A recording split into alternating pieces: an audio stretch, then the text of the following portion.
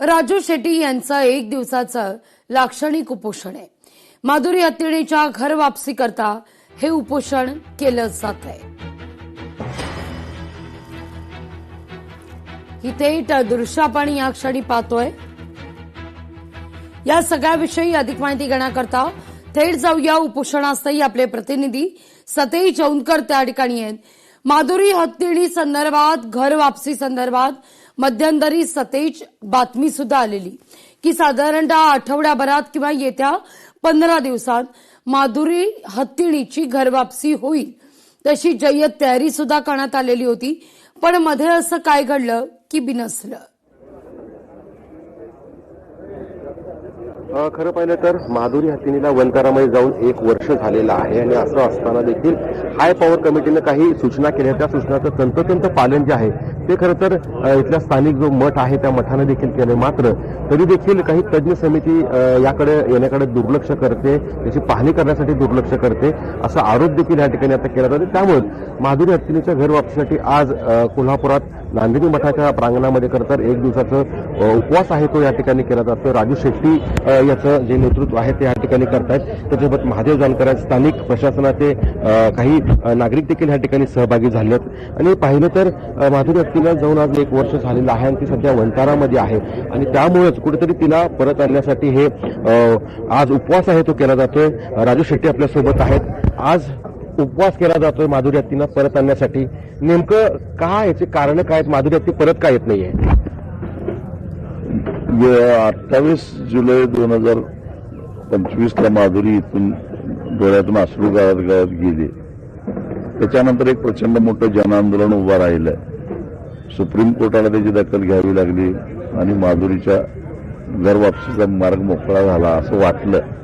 परंतु तांत्रिक बाबी पुढे करून लाल फितीच्या कारभारामध्ये माधुरीची अडकलेली आहे। कारण आता सुप्रीम कोर्टाचा निकाल लागला, हाय पॉवर कमिटीनं सांगितलं योग्य त्या सुविधा निर्माण झालेल्या त्याची खात्री करा आणि माधुरी परत घेऊन जा। वनकरांनाही स्पष्ट केलं की आम्ही माधुरी सुपूर्द करायला तयार आहोत आणि तिची तब्येत एकदम चांगली आहे।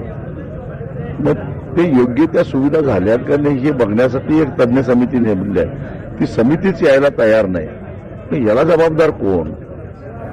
आणि याचा आता ना कोर्टाचा अडथळा आहे ना हाय पॉवर कमिटीचा अडथळा आहे। नेमका कुणाचा अडथळा आहे? ही जी तथाकथित समिती नेमली गेलेली आहे त्या समितीला इकडे यायला वेळ मिळत नाही। इथं सुविधाही सगळ्या पूर्ण झालेल्या आहेत, तुम्ही बघू शकताय।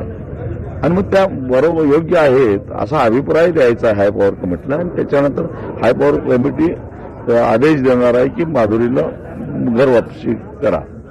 मग ती कमिटी काय येत नाही।